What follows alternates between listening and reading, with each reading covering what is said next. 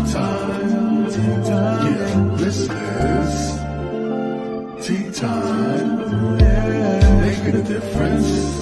One cup at a time. Tea time. So be sure to grab your tea, grab a seat, and tune in to Miss Liz. Tea time. Making a difference. One cup at a time. Tea time, yeah. Tea time.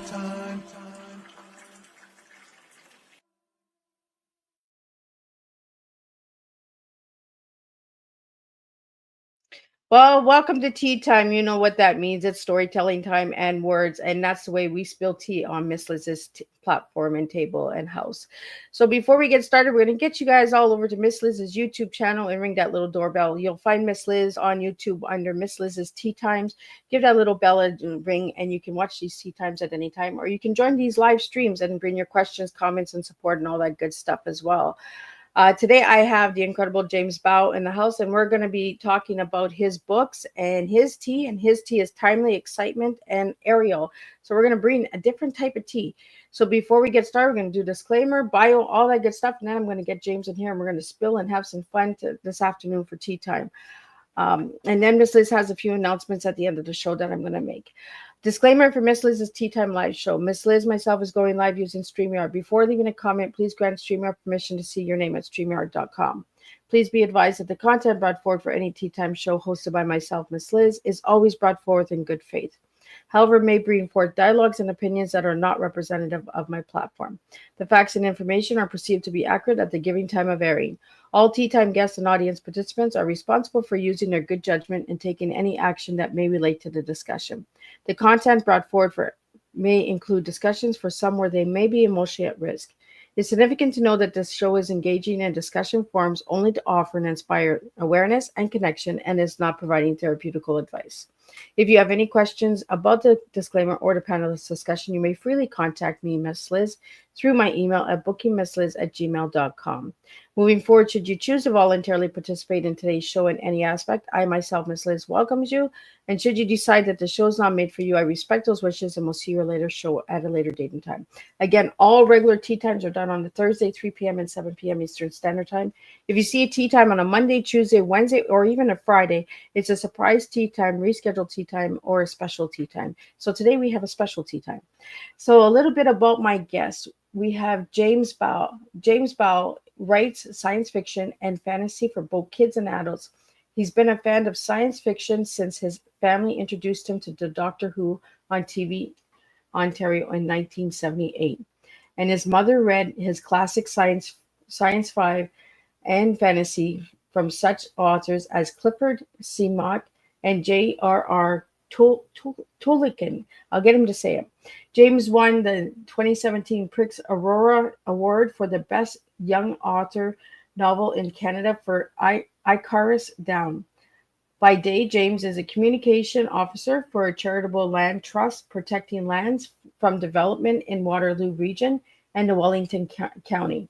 He also loves trains and steer cars. He lives in Kitchener, Ontario with his 2 kids and his spouse, fellow writer, partner in crime, Aaron Bow. You can find more on him online at jamesbow.ca, and I'll have that across the screen during our live conversation. So let me get James in here and let's spill some tea together. Hi there. Hi there. Welcome, James.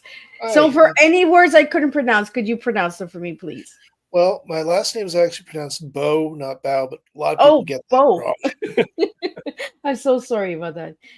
And I like trains and streetcars, like what they have in Toronto.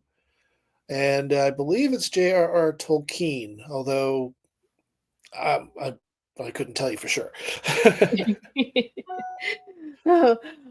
Well, I really apologize for saying your last name wrong. That's okay. So you're like the bow and arrow. Yeah, like bow and arrow, take a bow. So James, I'm going to take you way back. We talked a little bit about you growing up in your bio here. So who was James as a little guy and who's James now? Well, honestly, I don't, I see the same, see the world just sort of the same eyes as I was, when I'm 10. It's as big and as terrifying and as exciting now as it was when I was back then. Um, I was living in downtown Toronto, and didn't need to learn how to drive until I was 23 because of the city really worked well on foot and with public transit. And I was living with my parents, of course, and my mother read to me before bedtime really quite late, up until I was like in my about 12 or so. It's one thing my wife Erin and I have resurrected. She has me read to her before we head to bed, before we go to bed, and that helps her sleep. But that way it also makes sure that we keep reading and we keep on seeing, getting new books in. And so back then, was as I am now, quite the nerd. I quite liked watching Doctor Who and Star Trek, and my mother introduced me to a whole bunch of science fiction novels from the 50s and the 70s, like as you mentioned, Clifford Seamack, and she read to me The Lord of the Rings with J.R.R. Tolkien, and that really probably just set something off. My mother was also a writer, as and my parents are both librarians, so they had a love of books that they transferred onto me. Yeah. So James, did you find having somebody read to you really open up your imagination as a child? I certainly didn't close it or anything like that. I don't think I don't think it hurt, and it gave me I think it gave me an appreciation for books. Another thing that helped was my high school, Harvard Collegiate in Toronto at the time. This is the late '80s. Did something which was seen as quite innovative. They set aside 20 minutes of the school day after homeroom for what they called spur or silent personal uninterrupted reading. And just any book that you brought in was fair game, and just people sat and read. And I don't know. I don't think we do that anymore, and I think that's I think that's been a big loss. What that does is we learning about a book the way we tend to go through books in like our English courses. Although I mean that these are important classes where we learn about Shakespeare and whatever else is on the curriculum. But the way we get in depth with the books, the way we always have to write reports about them, I think can sometimes uh, wear people away from reading, wear them out. But just say, this is your time, bring yourself your own book, whatever you want. That I think really um, helps build a love for reading on its own rather than, means that reading is not a chore or reading is not homework. Reading is just something that you do. I wonder if they still do book reports in school today. Well, as far as I know, I mean, my kids went through the early high school, and I mean, I don't think much has changed in terms of, you read a book, the whole class sort of reads a book chapter by chapter. They go through the themes and the meanings and the metaphors and everything, and it's valuable stuff. But it is still, it can, if you're not careful, sort of like take the passion or take the just the whole imagination out of the book in some ways. I think English teachers, although they taught these books, were always trying to find ways to make sure that didn't happen. And so I don't think that has changed. But I do feel that I haven't seen that just 20 minutes of bring your book and read. Um, I haven't seen that these days, unfortunately. Yeah. So what books would you bring in when you were asked to bring a book into school? Well, I mean, I was enjoying science fiction at the time, and I was enjoying all sorts of like it tended to be heavy on the action side. Oh, Um, you know, that's what a stereotypical teenage boy type thing. Those are the types of things you read. I went through the Foundation series around then. Um, I also got into a bit of the spy novels like 39 Steps, I recall, and stuff like that. Um, I didn't really do my mother's science fiction collection till until much later, but I did find things that were sort of tend to be more action oriented or genre rather than literary. So, James, how old were you when you started writing? Well, I was in high school. I was a Doctor Who fan since 1978 when my family happened to watch an episode on TV Ontario. And I joined fandom when I was 12. And one of the things they have in fandom is fan fiction, where fans write stories set in the universe of the story of the series or story they love. And I got into it then. Um, a lot of and As I went through high school, I graduated to editing and putting together fan fiction magazines. Um, the whole art of photocopying and getting, doing our own print run with the Surlux binder, with those ring things. That's kind of, uh, there's so much more fan fiction around now, and not all of it, a lot of it's so fantastic. But I mean, I think the whole uh, physical copy in the production process is something that is sort of that I miss. But yeah, I was passionate about that hobby, but I thought of it as a hobby. In my academic work, I was knuckling down and toward working on geography and urban planning and going into university for that degree to look for a real job. And unfortunately, I graduated with an urban planning degree from the University of Waterloo in May 1995, Oh, just right between. Not sure how many of your viewers will remember and recognize these names: Bob Ray and Mike Harris, the leaders of the government of Ontario. kind of Bob gives our Ray, ages away, James. yeah, yeah, it does. But yeah, Bob Ray. I mean, I say I make a joke of this, but honestly, I think Bob Ray did the best he could. But he was still governing during a serious recession that wiped out all the private practices that would typically hire a young graduate. And then and then he lost to Mike Harris, who was this conservative who then did a big cost cutting thing with the government. So suddenly I was competing for government jobs with government entry level jobs with senior managers who had 10 years of experience or more. So I sort of come out of university with this degree and this optimism, and nobody's hiring. And I took temp jobs. At least I could type. I fell into the tech sector before and which paid well, but was a soul sucking type of job.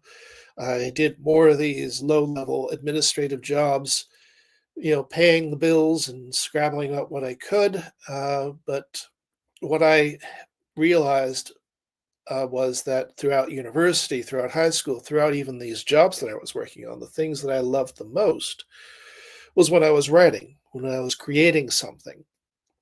And so when my in my trying to figure out the date here, I guess I would have been very late 20s, early 30s. I decided I'm going to try and write something that's in my own universe. I've done all this fan fiction. Let's try to do something that's in my own universe. And I put together a series. I put together what became three middle grade young adult fantasy novels and submitted them and finally got them produced. And it became The Unwritten Girl, which was released in 2006. And the sequels Fathom 5 in the Young City. So yeah, I officially became a writer when I was 34 back in 2006. But honestly, I've been a writer since I was in high school. I just hadn't realized it yet. You're also a freelance journalist as well, right, James? Yeah, well, that came up after when I committed to writing and getting my fiction published. It was about I wanted to do other things related to writing, so I just pushed ahead on uh, submitting articles. I managed to get a few contacts in the publishing industry to do these nonfiction work for hire educational books for kids, for school libraries type of thing, and those are churned out quite a whole bunch a year. They give you a topic. They say you need to give us an outline. It's 32 pages. You have a month to write it.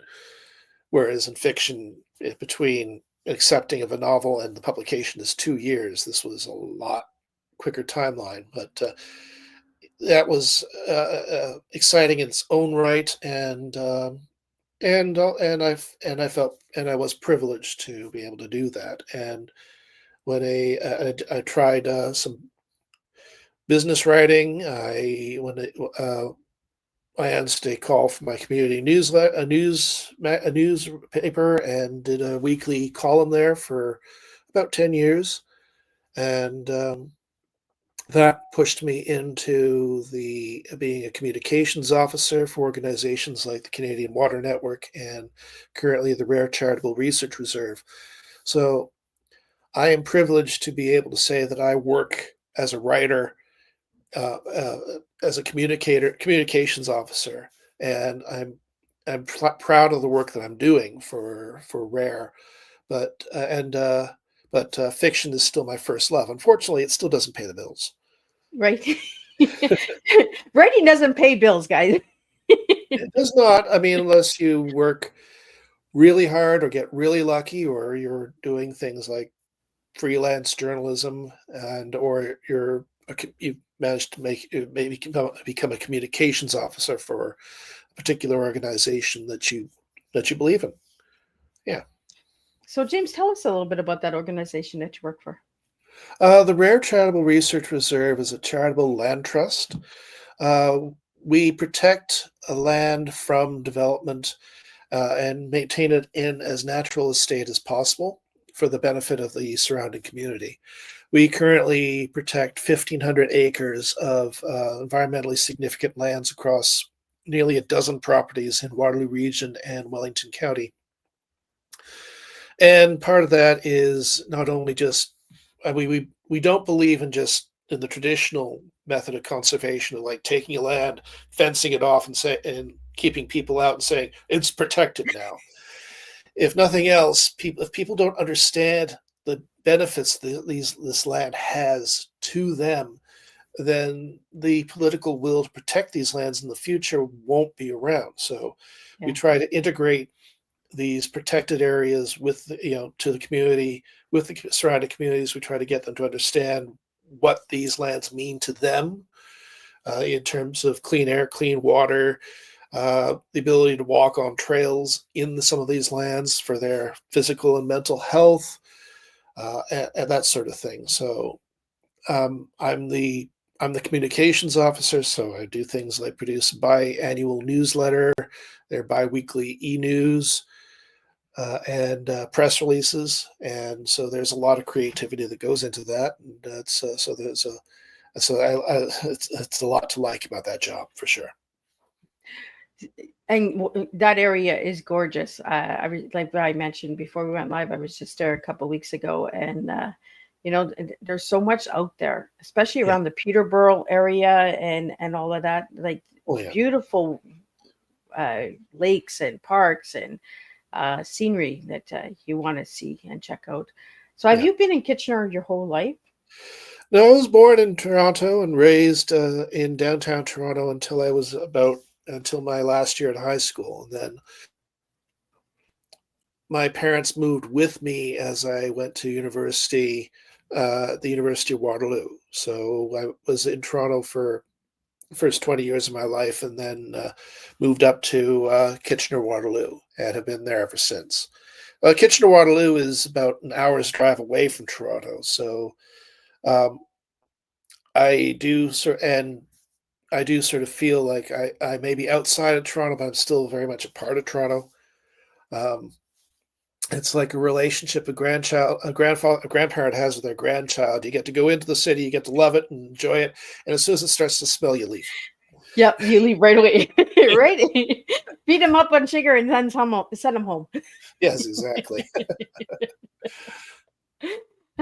So, James, can you tell us a little bit about what the urban planner it does? Because we have a guest here that would like to know more about it. Sorry, say that again. The field of urban planner. Or What? urban planning. Urban planning is the design of cities and, well, basically the design of where people live. Okay. Uh, it ranges from anything from, zoning, what goes where do we put the houses, where do we put the commercial centers, where do we put the industries, where do the roads go, that sort of thing. It's city building is one way of putting it. It's also about how to make spaces livable for people. So So, that's what. so James, do you work with the city of Waterloo? Well, I mean, I mean, I came up with a degree in urban planning. The Okay. official degree is environmental science, but I didn't end up being in the field. I just so I'm this person who has these skills, among them a degree in urban planning that I guess informs my writing when I write about people in cities and stuff. But I have not been able to sort of apply it to a professional job.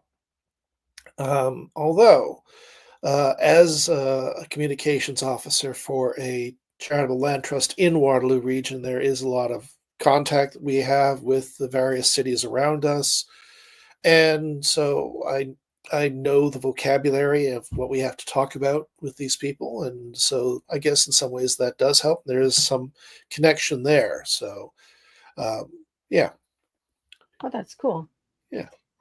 Well, now let's get into your tea. The tea that you gave me was timing, excitement, and Ariel. And before we went live, you told me was stretching odd for Ariel. So let's get into this. Get into that stretching odd with the Well, timely, excitement, and Ariel. well, honestly, I was a bit put on the spot for it's like what give me words for these letters, and I just sort of put down what came up first, and timely, and what was my E? Excitement. Excitement. Timely and excitement just sort of popped up, and then it was like I struggled with what the A was, and when I say I stretched, it was like I just figure I wasn't sure what to do, so I stretched and thought about it and came up with the word aerial, although it's more based on Kate Bush's album from way back called Ariel. Oh, Um, yeah, but so that's what I meant when I said it was stretching. There wasn't there wasn't a lot of deep thought about what those words were, except that I wanted to try and bring in something that was different, I guess, other than say and. well, it kind of resonates with what you do too, as well, right? Everything Yeah, takes maybe. time and the excitement, and then the Ariel, like working with the zones and Yep. plans and all of that, right? Yeah. Aerial, I guess I also think it's like the big antenna. You're up really high and you're looking down on everything. You're looking down on this. You're high and kind of vulnerable because it's like it's not like you have an observation pod around you. You're sort of hanging You're on way to up these there. hanging on to these like this spindly metal scaffold. And it's like if you fall off, it's a long way down. But on the Well, same that's the excitement. That's the excitement. At the same time, you're looking down on a tremendous view, and I guess, yeah, I could probably uh, BS a sort of whole idea about that's very much like writing. You're looking down on this view that you're privy to, your characters aren't, and hopefully, when this is also a view that you're creating, and hopefully you do a good job on it. Well, and that's the thing, right? Is the twisted tea. I love these twisted teas that my guests give me, and I like putting you guys on the spot. And I like that you guys really think about the words and that because they Yeah, resonate with you, right? I can't say, okay, well, James, this is your tea, like timely excitement and Ariel, because I'm just meeting you, right? So I can't. I'm just gonna yeah, guess, right? yeah, pretty Um, much. but our teas all live within us, and words come to us that might not make sense to other people. So people might say, well, why is his tea that, why did he give those words, right? So that's why I always try to dig deep into the tea and spill Yeah, it and make sense of the tea, right? yeah, yeah, So James, let's get into your books because Mickey sent me the Sun Runner. What's that yeah. book about? Well, the Sunrunners is the start of what I'm uh, calling a sequence of books that we're calling the Silent Earth sequence. And the backstory behind it is that the Earth has not never does not solve climate change. It just pushes the consequences back long enough that it's able to establish colonies throughout the inner solar system. And and it goes on for a little while before the consequences of climate change catch up to Earth, and through catastrophe, instability, war, the Earth goes silent, and all shuttle service that the Earth used to provide stops, and so the colonies of the inner solar system are left on their own in various stages of self-sufficiency, or in Mercury's case, this is the Sunrunners, not self-sufficient at all.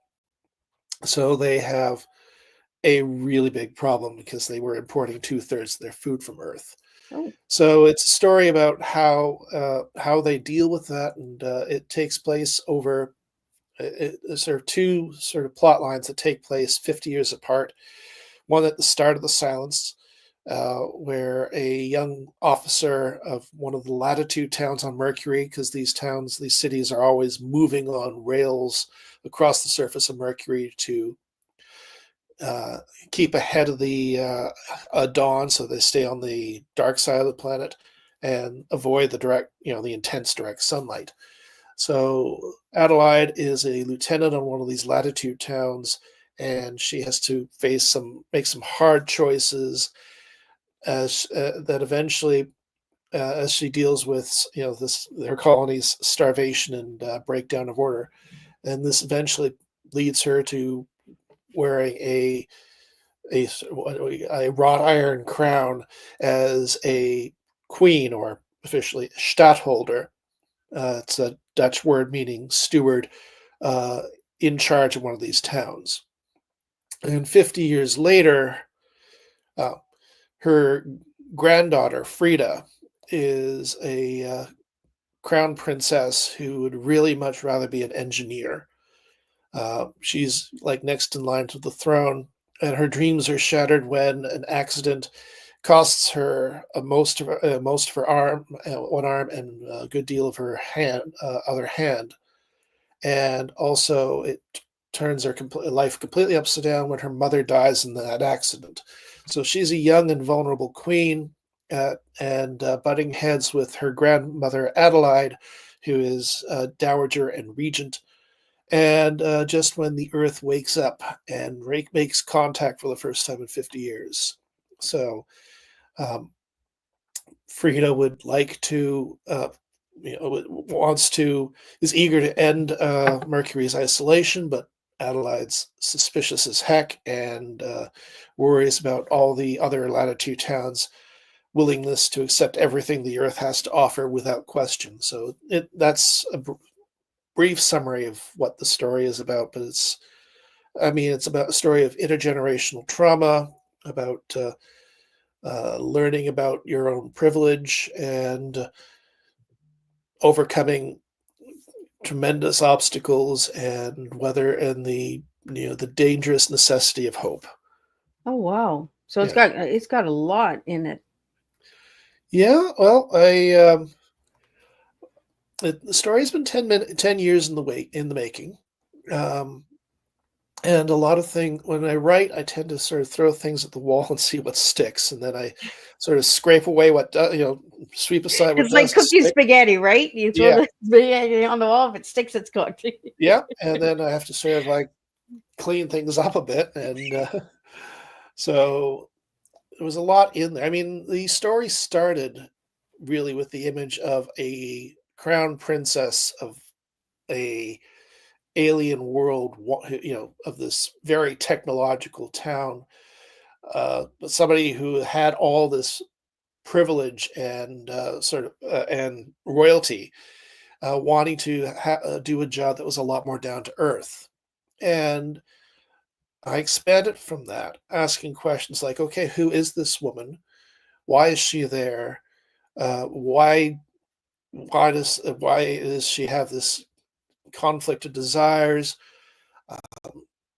Why and it just built from that in terms of, put the story on Mercury with the Earth not being there. Why wasn't the Earth there? Why was it silent?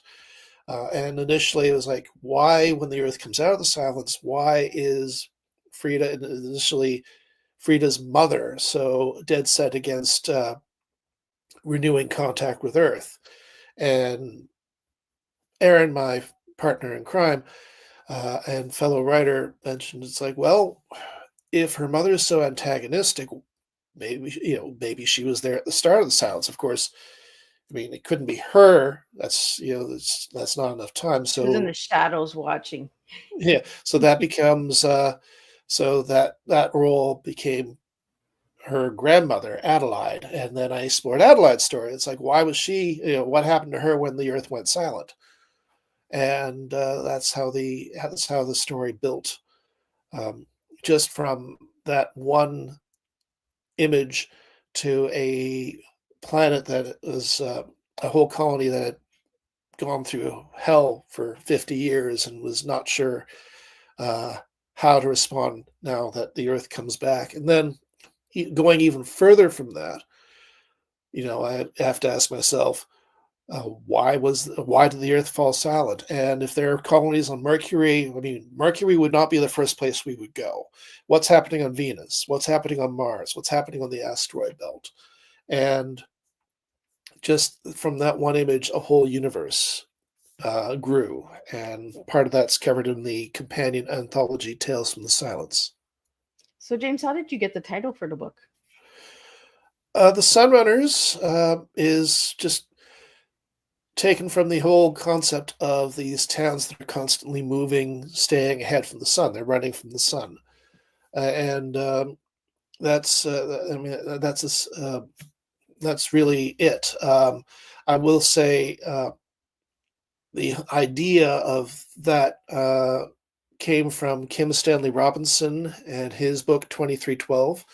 He pictured this city on Mercury called Terminator, and it was the brilliance of his design is that it's on rails, but that is stretched across all the way around Mercury, and the sun. It's the heat of the sun. It causes the rails to expand, which pushes the city further and keeps it in the dark.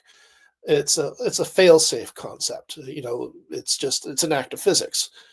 Um, I ran with that idea and made the cities mobile so that they could go faster than than this, so they can move ahead into the far dark, so to speak.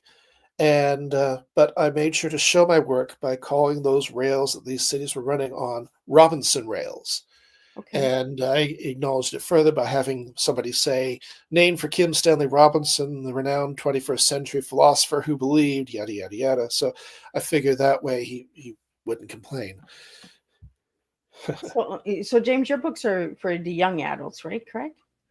I Young adults are definitely welcome to read them, and I do love reading young adult literature.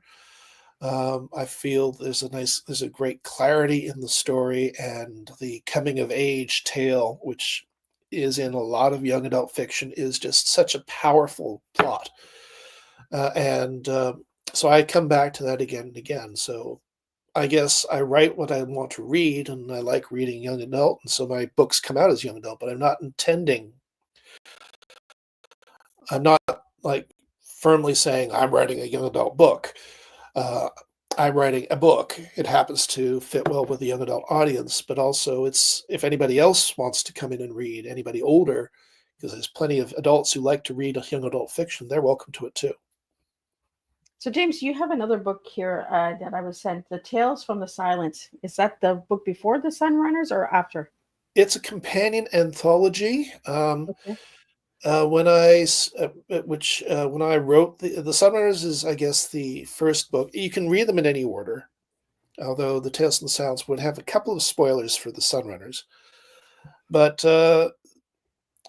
as part of the whole expanding of the universe thing that I mentioned before, there's a companion novel which, should it be printed, might come out in 2026, which features Venus and Mars. So I, I didn't stop writing with the Sunrunners. I burst on ahead with the Cloud Riders, and I had a couple of short stories or short story ideas with as well. And I didn't want to go through the whole individual process of submitting these things through magazines alongside the Sunrunners.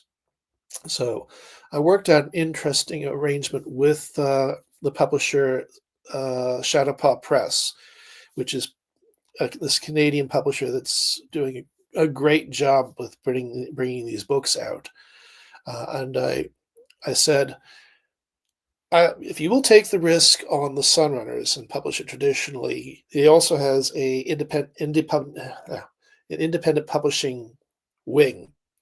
Then I will put together an anthology and put it out that way. And so I approached a number of authors in my community, science fiction, Canadian science fiction, young adult, even some of my fans and old friends in Doctor Who fandom, and invited them to play in my sandbox. And so they came up with their own sort of short stories set on other parts of the Silent Earth universe. We have stories on the asteroid belt, on Mars, on Venus, and on the moon, and a couple of stories on Mercury as well within this 50-year period. And that became known as Tales from the Silence. So, and we were able to release both books at the same time earlier in November. If I remember right, I'm trying to remember Doctor Who. That was the guy with the phone booth, right? Yep. I mean, we just celebrated the 61st anniversary. It now is about over 15 different actors who have played the lead role. um, that I think the, that is a good series to enjoy and write fan fiction for, especially if you want to practice the craft of writing. Because really, at the core, although it dresses itself up as science fiction, what Doctor Who really is a story about a wizard with a magical cabinet that can take him anywhere in the universe at That's any right. Yeah, time. and I believe it used to play at 6 p.m. where I where I Oh, lived. yeah. That would have been PBS? I think so. Yeah. Yeah. TV Ontario, it was like Thursdays and Saturdays at 7:30. And, and the music, of course, um, it's, suddenly become a lot cooler to watch it now that it's come back. Now that it's come back and it's on Disney Plus. Um, but yeah, it's a very easy show to write fan fiction for because it's like you have a portable hero that can be dropped into any story that you choose to compose, and so you can you can take the hero off the shelf, you can take various villains off the shelf, or you can just write your own story but the hero is available for you to sort of set things rolling, and it allows you to just practice. I mean, fan fiction is fun in its own right, but it's also a great vehicle for practicing and improving your craft as a writer. So, James, with your work, do you time travel in your books? Well, I guess. I mean, I'm visiting the future, well, a future with the Sunrunners and Tales from the Silence. Um, Icarus Down is my other science fiction book that's also set in the future. My fantasy stuff tends to be contemporary, uh, sort of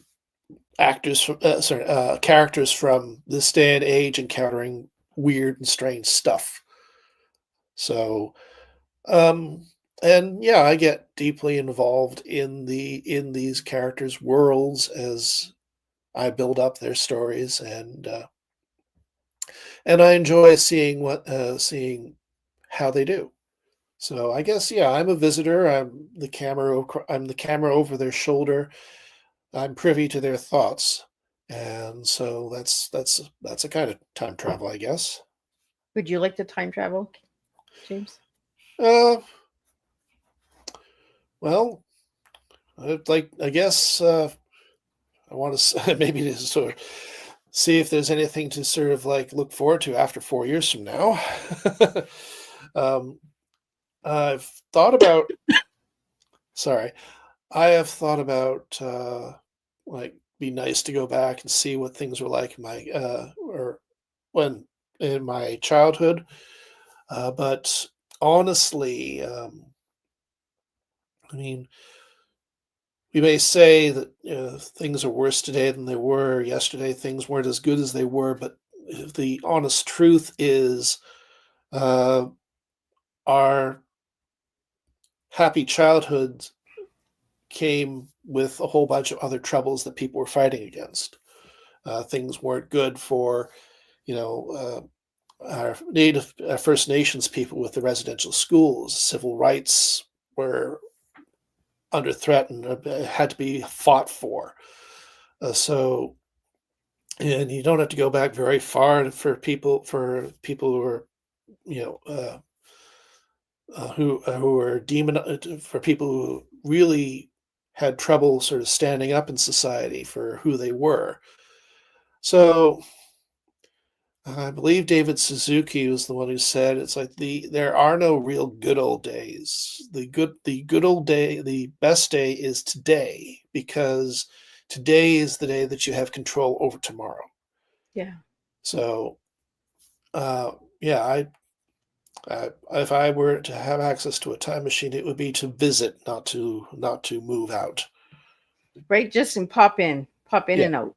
Kind for of like sure. Back to the Future, right? Yeah, Just pop in and I'd be out. a tourist. I would not be an immigrant or a refugee from the. I would not be a refugee to the past. So, James, do you have any books in progress that are coming out in the future that you'd like to talk about? Well, the next release from Shadow Pop Press is a book that I released in 2019 under with Roots Publications. Uh, that's being reprinted. It was called The Night Girl. It's a new adult fantasy novel set in Toronto about a young woman who comes to the big city looking for employment and finds it as a administrative assistant for a jobs agency that finds jobs for goblins and trolls. You could say her boss is a real troll, but actually he's a goblin and it's not that bad. That sort of thing. And I am working on. I have a draft, but I'm working on revising it for of the Cloud Riders, which is a companion novel in the Silent Earth sequence, set on Venus and Mars, a little bit after the Earth falls silent. So it's like an interplanetary country mouse, city mouse, where we see these compare and contrast these two worlds through a pair of characters that end up following each other between the two of them, the two planets. So, James, which planet do you prefer, Venus or Mars? Well, you'd have to read the novel to see why for sure, but I think I definitely would prefer Venus because it's a cooperative society where people are trying their best to do their best for everybody, whereas Mars is very much set up by tech bros and has and is uh, run by the families who are operating as a type of mafia. So I think Venus has a kinder society, although the two are trading with each other. And also, it comes up. Uh, Venus has Earth's gravity roughly, whereas Mars is one third of that gravity, and that presents some challenges. If Venus were to recolonize the Earth, for instance, they'd be able to stand up. Martians would not. So yeah, Venus is the colony I think people would want to live on if they couldn't live on Earth, assuming, of course, they could set up a decent colony for it. You'd be on Uber Zeppelins flying about 50 kilometers above the surface. And so, I mean, that's just so cool. So, James, how do you build your characters for your books? Well, a lot of it I do sort of on the fly by the seat of my pants. I have an image of who they are initially. I think they come into focus enough that I'm able to start writing and exploring who they are. For example, Frida, I had the starting point of a princess that wants to be an engineer. Um, and yeah, and then I explore. I ask the questions of why is she why is she the way she is, and then why are the people around her? How do the people around her, affected by her or affecting her? And you start out. I think you start out with very basic characters that you embellish as you go along, based on the answers to the questions that you ask. Um, Like we started out with the antagonistic relationship between Frida and her grandmother. Why was she so antagonistic? Why was she so cynical about the Earth coming back? Well, what was she like when the Earth went silent? So, um, yeah, it's. I mean, it's a very organic process for me. Don't have, I don't make charts or note cards um, too much. So much as I just write and see what feels right. Although I do end up calling up websites of various names, baby name makers for. I need a sort of a Brazilian name or a Dutch name, that sort of thing, um, and like that. But in terms of who these people grow to be, it's a organic process. They grow into their stories. So, are you drawn to the Dutch language? It just felt right. It just happened that the main characters of the Sunrunners were Dutch. The explanation is the various latitude towns. There's 17 latitude towns and two polar statics. They were set up by the various space agencies on Earth.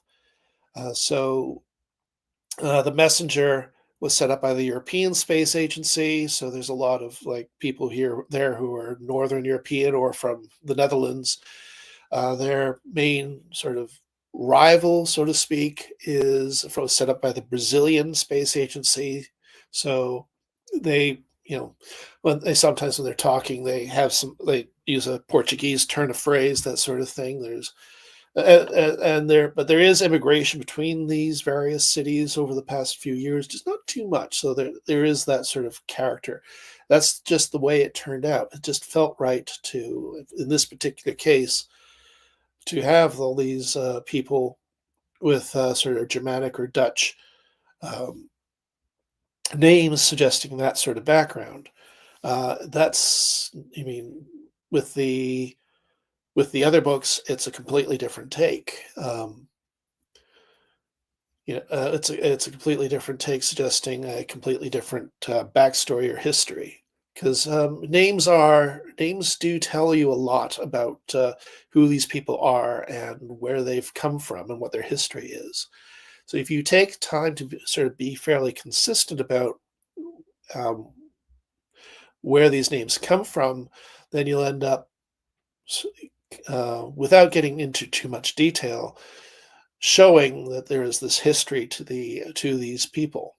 that they've come from this line or have this history, and and I think it's a very I find it to be a very effective way of providing that detail without bogging us down in details. Well, I think it's really cool when you look up babies' names because they always tell you what they represent, right? Or what they Yeah. stand for. Have you ever taken two names and put them together?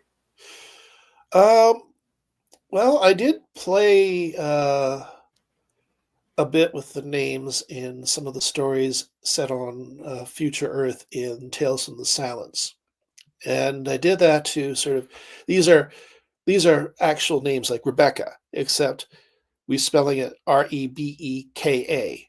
So the language is simplifying. It's changing. It's somewhat simplifying, um, and it just shows where. Or Kyle is spelled Kile, not Kyle, that sort of thing.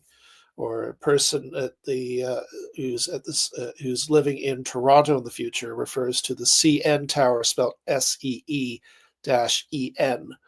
So that sort of thing's just again, it's just a history without me having to bash the reader over the head with a history lesson.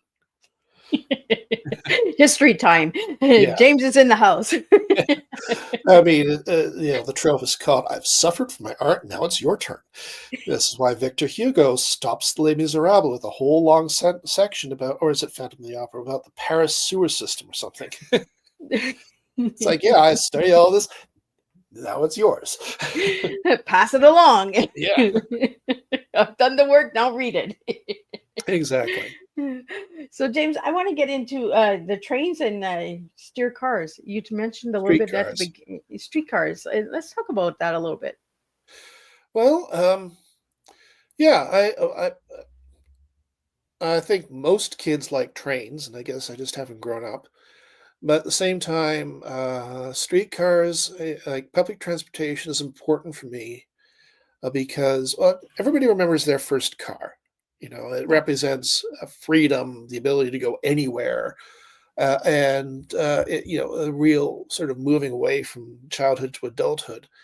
But for me, my first car was a streetcar because I used it to get on myself and just go to school or explore most of my city. And since that city was Toronto, it meant I could go lots of places. Yeah. To be a similar thing I heard about was this mother who gave her kid a Metro card on the New York subway system and just sort of tested him to see how well he could get home on his own. And he did great. He did fine. And so basically said, okay, this is yours. The city's yours. So he's going to remember that Metro card was his first car. Yeah. That's why I think that's one reason why I like trains so much. And my Aaron and my kids have been teasing me that it was only a matter of time before I would write a story about trains in space. Um, although the mobile cities, I think they're so big that they don't really qualify as trains. Although I mean, I guess they have a point. Um, there is a train in Tales from the Silence. One of the stories is called "After the Apocalypse in Moosonee." Moosonee is a real town on James Bay, and its only connection to the southern part of the province is the Ontario Northland Railway. Yep. And in this story, the earth collapses, and so this community loses contact with the people in the south, and they make do. And then 26 years later, a train comes up from the south, and there are soldiers on board, and this man in an overcoat hops out and says, like, "I'm with the government. We're here to help." And and so folks are like, "Okay, 26 years. Do we really want this?" That's sort of, I guess that was a bit more my story with a train in it. My first train ride was actually to Moosonee. Oh It's yeah, nice. odd that you mentioned that. It's small world, right? Yeah. But yeah, that was my first train ride. I think I was like 9 years old. Oh wow. Yeah. Yeah, it's still. I mean, the Polar Bear Express is still around, and the Northliner will be coming back. Fingers crossed in 2026. So I will be back on that train when it comes out. Yeah. Yeah, It brings back a lot of memories because I'm a northern girl. I'm originally from Hearst, Ontario. So, nice. yeah, so a lot of memories. You're bringing lots of memories and good memories back. So that's Okay. good. Uh, so, James, I asked you to give me one word to describe yourself, and you gave me the word quiet. Hmm. Why that word quiet? Well, I mean, I think that's just the way I was. I mean, you enjoy reading, you enjoy sort of sitting around watching TV. You're not into sports. You're not into sort of the forefront of high school society. So you're not one of the popular kids. You're one of the quiet ones in the back, and I think that's really sort of defined me. Um, Through my life. I've been sort of too busy writing to really be active and take part. And I mean, that's a mixed blessing. It's and but I,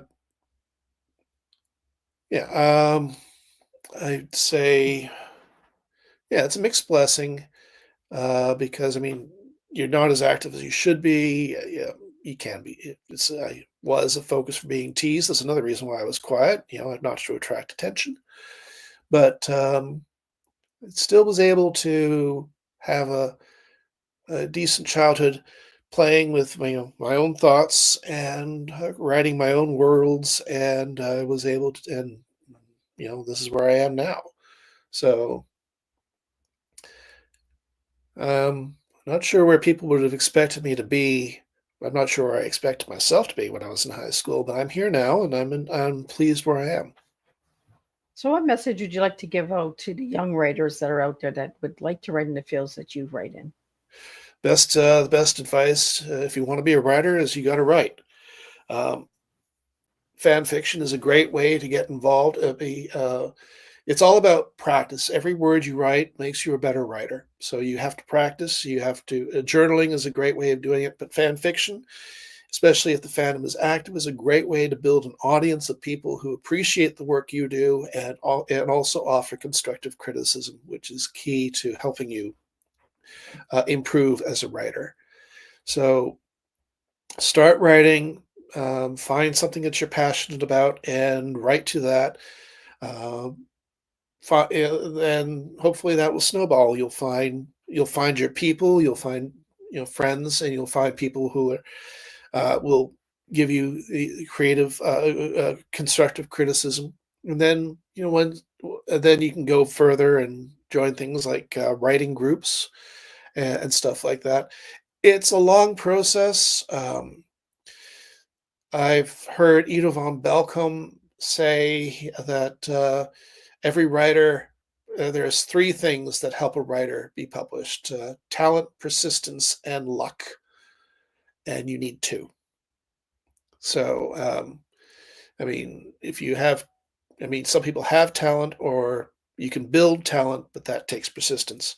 Yeah. And even if you have talent, you're going to need either luck or persistence in order to get your writing out to the audience that wants to read it. And and that's that all comes down to just don't give up. Just keep doing it. You're here because hopefully you're enjoying what you're doing and what you're doing. And if you're enjoying what you're doing has value. So just keep doing it. Awesome. So, James, if anybody would like to reach out to you, how could they reach out to you? Well, check out my website at jamesbow.ca. My email is there. I'm on Blue Sky. Search for James Bow. Um, I'm on Mastodon and on Facebook, and I'm happy to answer questions and chat. So join me and follow me, and I'll and on these venues, and yeah, that'll be great. Awesome. Well, I had a pleasure sitting down and having tea with you and getting to know you a little bit better, James. I want to Thank thank you. the viewers and listeners out there as well for tuning in. A special shout out to Mickey Mickelson from Creative Edge for giving me James today, and a lot of other incredible authors throughout the year. The message that Miss Liz wants to give everybody is just keep spilling your tea, keep being true to yourself, and we will make a difference one cup of tea at a time. The announcement that Miss Liz has for you is December 19th. Check out for the farewell thank you reunion show of Miss Liz. Miss Liz is closing her shop up after the reunion show after 5 long years. Miss Liz will be working towards other things, but you can check out all of these incredible tea times for life. They will be on Miss Liz's YouTube channel. Check that out. Subscribe to that channel. Share these tea times if they resonate with you, or connect with somebody that you might know, or somebody that's looking for just that pickup. Share that tea time with them, because these tea times, that's what they're there for. They're there to teach educational awareness through a different type of tea with Miss Liz. So I want to thank everybody for tuning in. We do have 10 shows left. We do have 2 cancellations that Miss Liz is sorry that she cannot reschedule because of closing shop up. So tonight's tea time has been canceled, and tomorrow afternoon's tea time has been canceled. So you can check out those guests as well with the press release, or check out their websites. Miss Liz still wants to get you to check those guys out as well, even though they haven't been on tea time. And again, thank you to everybody who has tuned into Miss Liz this year and for the last 5 years. Without you guys, I could not do this. So again, thank you, James. Thank you, Mickey. And we will see everybody tomorrow at 7 p.m.